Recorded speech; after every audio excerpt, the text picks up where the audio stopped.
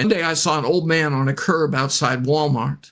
He was sitting on this curb. It was very busy there, and cars were coming much too close to this old man.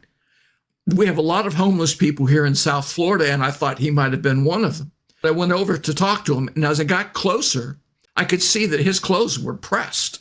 His shirt was very clean, and he had a crease in his pants. I talked to him, and his head is kind of as lolling off to one side. He told me his name, but other things he said were like word salad. It just didn't make a lot of sense, and I realized that he was confused. So I called the police and waited for them to come. And it turned out that he lived in that area, but he had wandered away from home.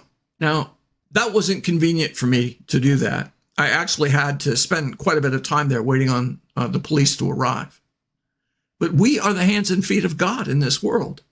We're God's daily expression of love.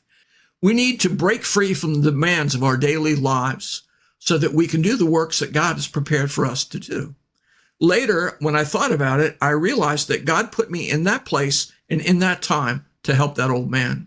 I saw a lot of people walk around him. Who knows how many people walked around them? He'd been there for hours. He was tired, kind of dehydrated, and people just had been walking by him. Nothing will set you free from self more than serving others. This is the freedom to see and understand people as Jesus does.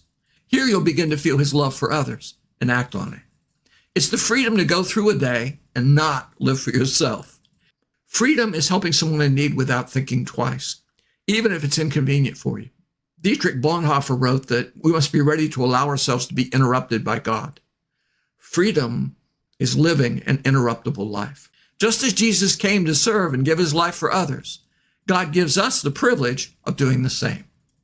Matthew 23:11, the greatest among you will be the one who always serves others.